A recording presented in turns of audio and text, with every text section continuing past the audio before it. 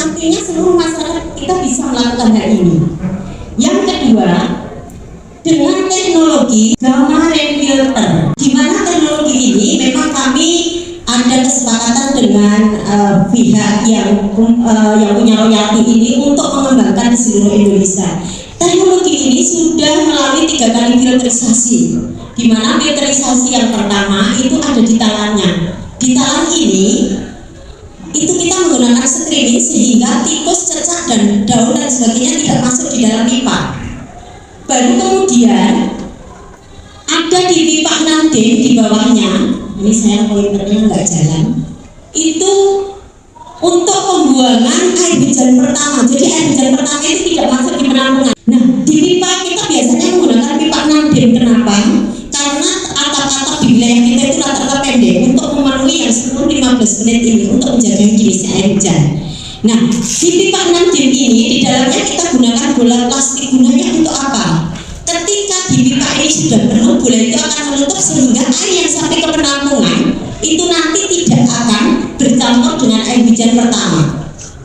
Baru kemudian air akan melimpas ke penampungan, dan sekali lagi di dalam tutup pipa ini ada penyaringan terakhir agar debu halus tidak masuk di dalam tampungan. Kalau konsep pemfilteran ini dilakukan, maka air itu sudah siap minum tanpa treatment apapun lagi. Jadi konsepnya adalah di cara menampung dan saat yang tepat dan cara nampungnya yang tepat tadi.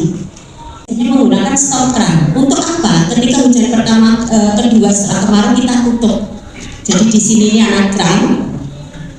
Ini kita tutup hujan pertama, kedua, pasca kemarau panjang agar nggak masuk di tampungan. Jadi sesederhana ini. Nah, baru kemudian air masuk di dalam tampungan dengan 3 kali proses penyaringan ini sudah luar biasa. Yang sifatnya ini antioksidan, mungkin bapak-bapak pernah air pH tinggi. Nah, itu kita bisa Pak menciptakan sendiri dengan alat sederhana ini. Nah, sifatnya yang antioksidan ini fungsinya dia akan optimal membersihkan toksin maupun endapan-endapan di dalam sel kita. Maka ketika di masa COVID kita kembangkan menjadi hand sanitizer. Nah, di hand sanitizer ini sangat aman untuk kulit. Kalau di kami ini prakteknya, kami ini untuk perawatan kulit dari gatal, jerawat, luka baru, luka lama, kalau sakit gigi, sariawan kita kumur-kumur karena dia antiseptik. Sesederhana itu. Jadi air ini lebih satu level naik manfaatnya untuk peruntukan yang lain. Bisa dibukakan video yang satu tentang air asamnya kalau bisa. Izin.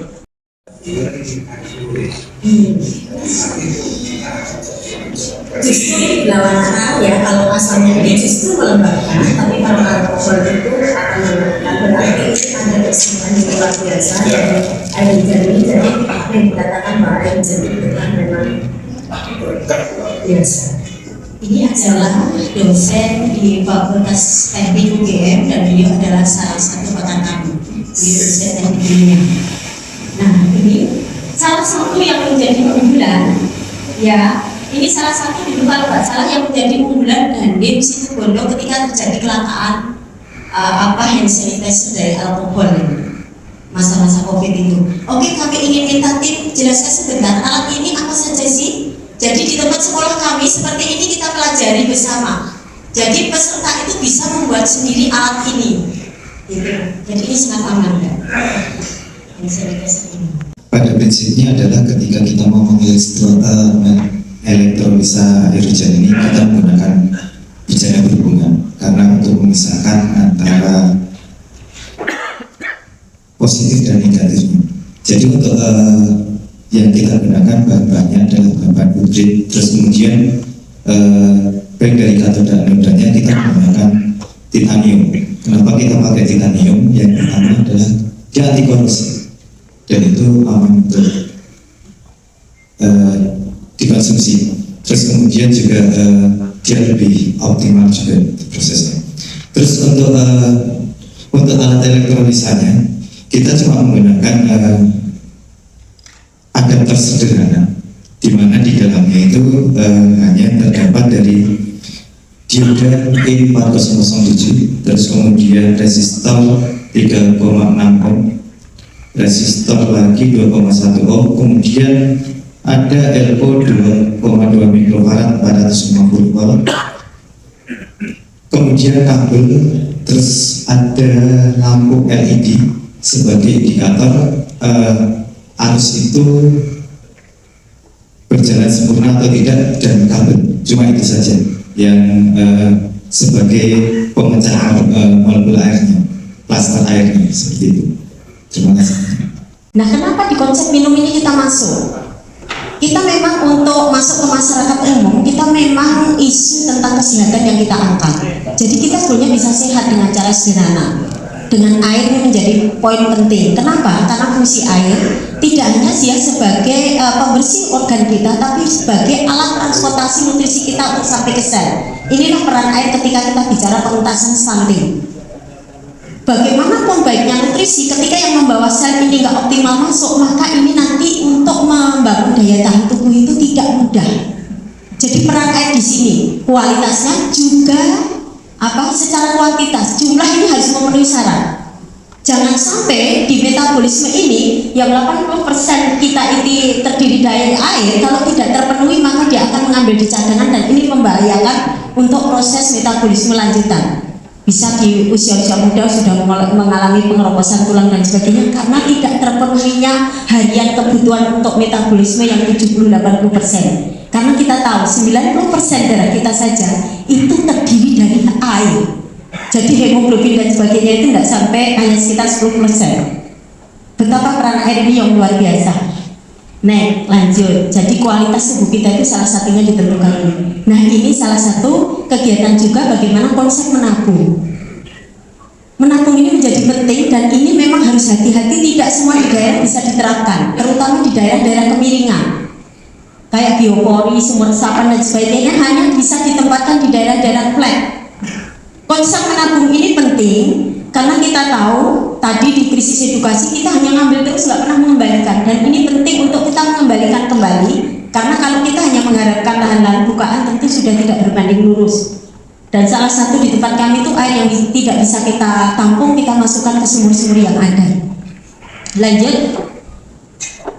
Harapan kita adalah mandiri, karena dengan menggunakan air hujan, satu, kita punya ketersediaan air. Yang kedua, nggak perlu beli lagi karena gratis. Jadi kita bisa menuju ke mandiri ekonomi. Kemudian yang ketiga, kesehatan, karena air yang kualitasnya baik akan berdampak pada kesehatan langsung. Kemudian yang keempat, sosial, tentu saja, karena beberapa di wilayah ketika kami hadir itu konflik tentang air ini tinggi. Jakarta ini ada, ketika kami berkegiatan di Jakarta Utara juga begitu. Air pam aja jadi rebutan, ya. Kemudian bagaimana kita membangun budaya masyarakat gotong royong. Bisa izin yang terkait dengan kesehatan, ada salah satu video bagaimana peran air di kasus ini. Selamat pagi Bapak Ibu sekalian, saya Kolonel Infantri Madali Jugana. Setahun yang lalu saya sempat divonis oleh tim dokter Angkatan Darat bahwa ritme jantung saya tidak normal. Dengan diagnosa sementara bahwa ada indikasi penyumbatan di pembuluh darah koroner. Kemudian saya dirujuk untuk melaksanakan pemeriksaan mendalam ke Rumah Sakit Harjo Kito di Yogyakarta. Setelah saya divonis malam itu juga saya berangkat menuju rumah Buning dan disarankan oleh Buning untuk melaksanakan terapi air hujan ditambah obat tetes, meminum 3 kali 7 tetes dalam satu hari.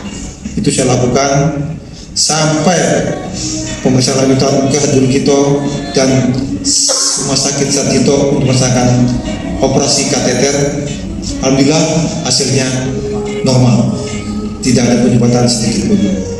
Saya bersyukur dan saya sangat senang sekali. Ternyata obat yang diberikan Buning, yaitu terapi air hujan, sangat mujarab dan sangat berkhasiat. Saya menyarankan kepada ibu bapak sekalian, baik yang sehat maupun yang sakit, silakan minum air hujan.